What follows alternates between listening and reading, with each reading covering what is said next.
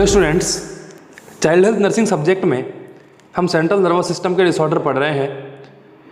Last video में हमने meningitis disorder के बारे में बात की थी। आज इस वीडियो में हम एक नया डिसऑर्डर पढ़ेंगे जिसका नाम है हाइड्रोसिफेलस। मोस्ट कॉमन कंडीशन है, बच्चों में पाई जाने वाली। कंजेनाइटल भी हो सकती है और एक्वायर्ड भी हो सकती है। कंजेनाइटल में मेनली क्योंकि हाइड्रोसिफेलस की कंडीशन में इंट्राक्रेनियल स्पेस में CSF का जो एक्यूमुलेशन है वो एक्सेस कंडीशन में हो जाता है, जिसकी वजह से हेड एनलार्जमेंट की कंडीशन देखी जा सकती है। इसीलिए इसको हम हाइड्रोसिफेलस कहते हैं। CSF का जो मैन्युफैक्चरिंग है, उसका प्रोडक्शन है, CSF का प्रोडक्शन मेनली कोरोइड प्लेक्सस से होता है और इसका एक निश्चित पाथवे है जिसके द्वारा ये आगे बढ़ता है और स्पाइनल कॉर्ड तक इसकी डिलीवरी होती है, इसकी रिलीज होती है। लेकिन कई बार यदि इसके पाथवे में ऑब्स्ट्रक्शन आ जाए तो CSF एक ही जगह ओवर एक्यूमुलेशन करना शुरू कर देता है, या फिर कंजेनाइटल एनोमली की वजह से पाथवे में जो स्ट्रक्चर्स हैं उनमें कोई डेविएशन आ जाए तो भी CSF का ओवर एक्यूमुलेशन स्टार्ट हो सकता है, जिसकी वजह से हाइड्रोसिफेलस की कंडीशन बन सकती है।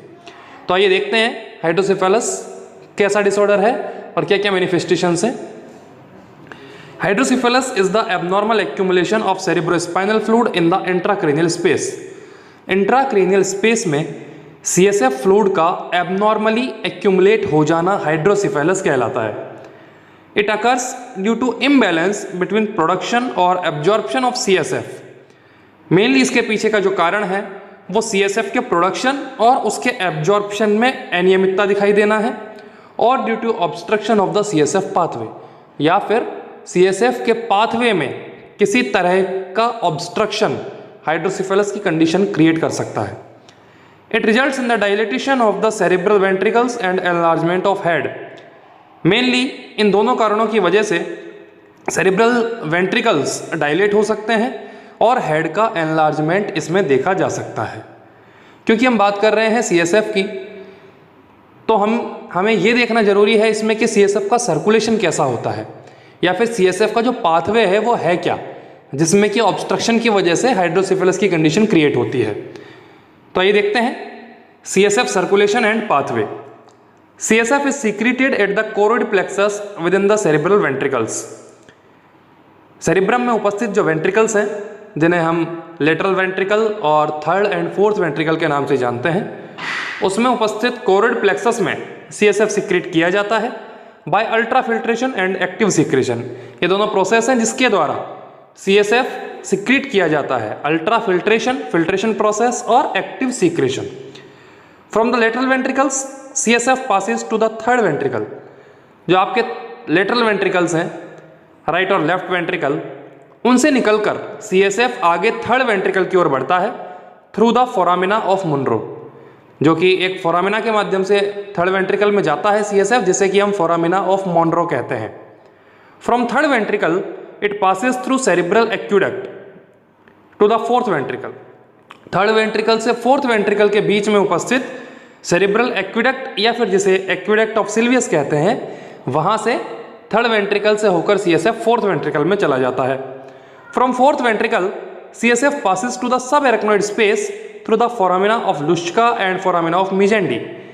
फोर्थ वेंट्रिकल में आने के बाद CSF आगे बढ़ता है और सब एरेक्नोइड स्पेस में पहुंचता है, जिसके लिए उसे फोरामिना ऑफ लुश्का और फोरामिना ऑफ मिजेंडी जो है वो पासिंग ट्रांसपोर्टेशन देते हैं।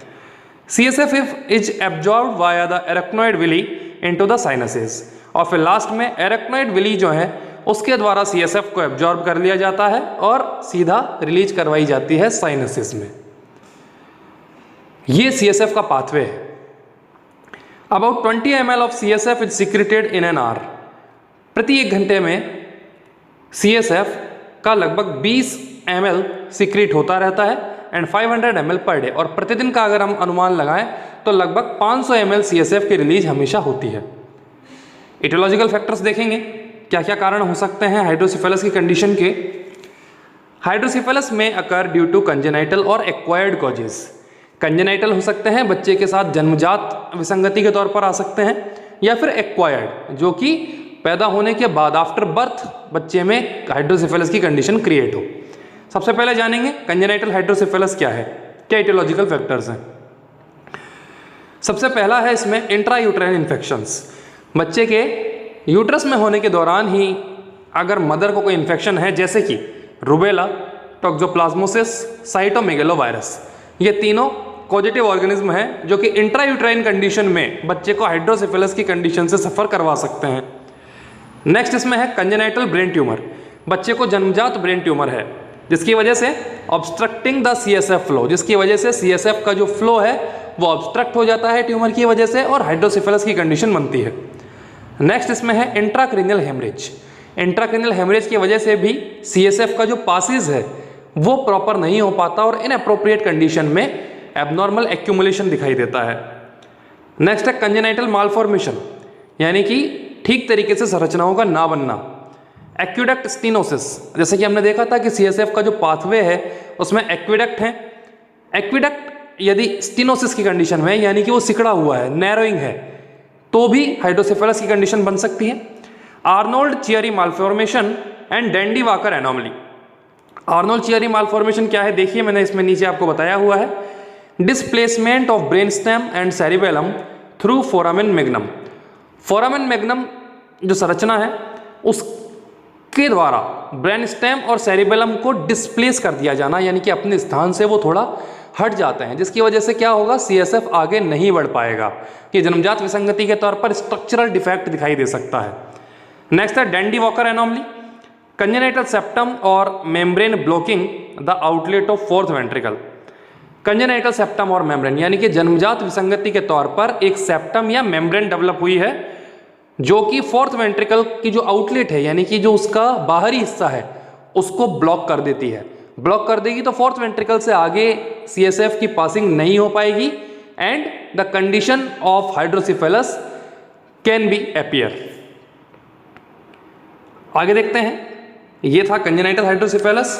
अब हम देखते हैं एक्वायर्ड हाइड्रोसेफेलस क्या है, यानी कि आफ्टर बर्थ किस तरह की कंडीशंस हो सकती हैं जिससे कि हाइड्रोसेफेलस की कंडीशन क्रिएट हो।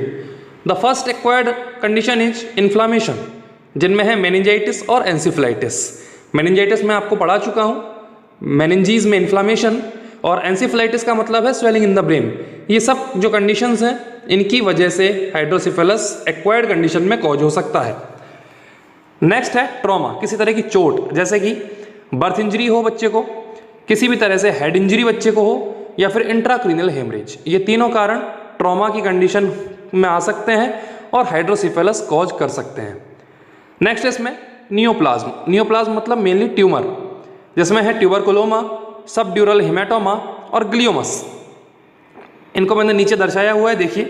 ट्यूबरकुलोमा क्या होता है, tumour of a clinical manifestation by tuberculosis.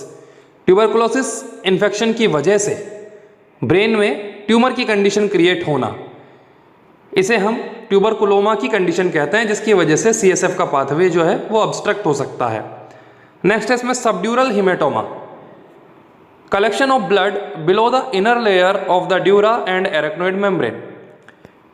आपने लेयर्स के बारे में पढ़ा हुआ है, कवरिंग जो मेम्ब्रेन्स हैं ड्यूरा मैटर और साथ में जो एरेक्नोइड मेम्ब्रेन है, इनके बीच में एबनॉर्मल कलेक्शन ऑफ ब्लड, इसे हम सबड्यूरल हेमाटोमा के तौर पर जानते हैं। और जब एबनॉर्मल कलेक्शन होगा ब्लड का तो वो CSF को रोकेगा और आगे नहीं बढ़ने देगा, जिसकी वजह से हाइड्रोसेफेलस की कंडीशन कॉज की जा सकती है। The next neoplasm is gliomas, tumour of the glial cells of the nervous system. Nervous system जब आपने पढ़ा होगा तो उसमें नर्व सेल और ग्लियल सेल्स के बारे में पढ़ा होगा। ग्लियल सेल्स का जो ट्यूमर है उसे हम ग्लियोमस के नाम से जानते हैं और इसकी वजह से भी हाइड्रोसेफेलस की कंडीशन कॉज हो सकती है। नेक्स्ट हम देखते हैं एक्वायर्ड हाइड्रोसेफेलस में जो लास्ट कंडीशन हमने देखी है वो है कनेक्टिव टिश्यू डिसऑर्डर। इसमें है हर्लर सिंड्रोम और एकोंड्रोप्लासिया। हर्लर सिंड्रोम क्या होता है, आइए देखते हैं। Inherited condition with the lack of enzyme to digest sugar. Mainly आनुवंशिक कंडीशन है जिसमें कि एक बच्चे में उन एंजाइम्स की अनुपस्थिति देखी जा सकती है जो कि शुगर को डाइजेस्ट करने के लिए हेल्पफुल होते हैं। As a result undigested sugar molecules build up in the body causing progressive damage to the brain, heart and other organs. जिसकी वजह से जो अनडाइजेस्टेड जो शुगर है उसके मॉलिक्यूल्स एबनॉर्मली बिल्डअप होते चले जाते हैं और डैमेज करते हैं आपके ब्रेन को, आपके हार्ट को और आपके शरीर के अन्य अंगों को। और जब ब्रेन को डैमेज करने की बात आएगी तो कहीं ना कहीं इसका प्रभाव CSF की रिलीज पर पड़ेगा और इसकी वजह से हाइड्रोसेफेलस की कंडीशन कॉज हो सकती है। नेक्स्ट इसमें हमने देखा है एकोंड्रोप्लासिया। मेनली ये ड्वार्फिज्म है। जब शॉर्ट स्टेचर की कंडीशन होगी तो हैंड एनलार्जमेंट देखा जा सकता है। Bone growth disorder characterised by dwarfism और शॉर्ट स्टेचर।